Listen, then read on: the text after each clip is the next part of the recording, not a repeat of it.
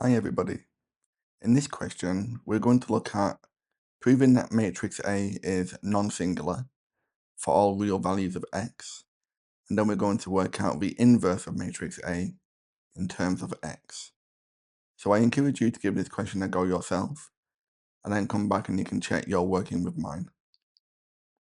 Okay, so welcome back if you had a go. So to prove that this is non-singular, we need to work out the determinant of this matrix. We need to see that it cannot equal 0. So to work out the determinant, we'll begin with this element of x, and we need to look at the determinant of this 2 by 2 matrix. So we want to work out the determinant of matrix A. We'll have x multiplied by, to work out the determinant of this 2 by 2 matrix, we'll have 4 times negative 1 minus the negative 2 times x, which is negative 2x. So this becomes 2x minus 4. We'll move on to the 1, and this becomes a subtraction.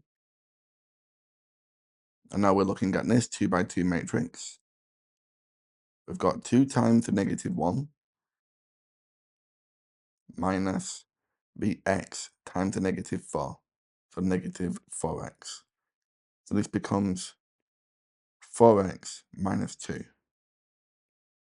So then we move on to this positive 3. And we're looking at this 2 by 2 matrix. So we've got plus 3. We want 2 times the negative 2, so negative 4, minus the negative 4 times the positive 4, so minus negative 16. So we want 16, take away the 4, this will give us 12. So the determinant of matrix A will be expanding this out, 2x squared minus 4x minus the 4x plus the 2 plus the 36. So we'll have 2x squared minus the 8x plus the 38. And now we need to show that this can never equal 0. So we need to use the method of completing the square. If I factor out with 2, you can see they're all even. We'll have x squared minus 4x plus 19. And now we can complete the square from this quadratic. So we'll have 2 x minus 2. We need to halve this coefficient of x. We'll complete the square. We'll take away the 4.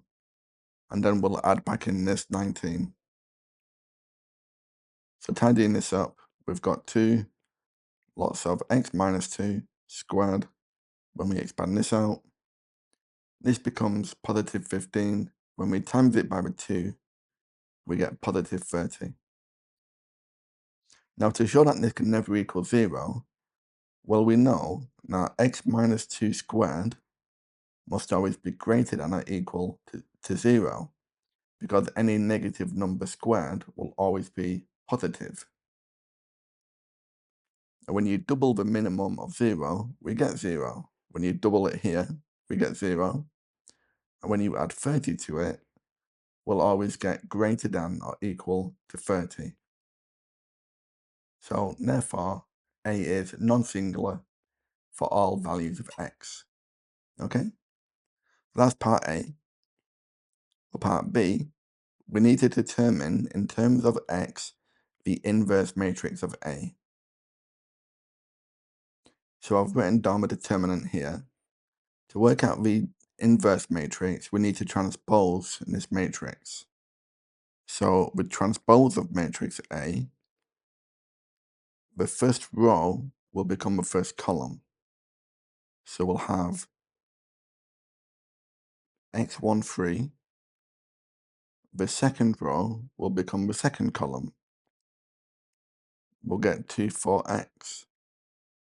And the third row will become the third column. So we'll get negative 4, negative 2, and negative 1. And now we need to find the matrix of minus. for the transpose of A. So what this means is we'll cross out the first row and the first column, and we need to find the determinant of this 2 by 2 matrix. For now, I'm just going to write down that matrix of 4, -2, x and -1. Now we can move this column across, and we're looking at this 2 by 2 matrix. We'll do the same again. Now we'll move this down, and we'll go back to the start here.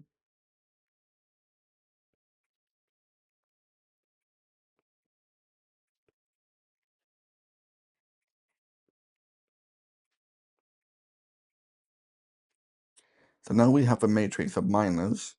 We need to find the determinant of each of these 2 by 2 matrices.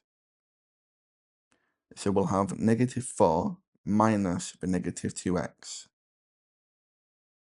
Then we'll have a -1 minus the -6. We'll have x minus 12, -2 minus the -4x, and so on for each of these.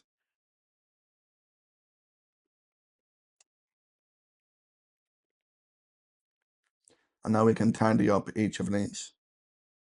So we've got 2x minus 4, -1 plus a 6, and I'll carry on with each of these.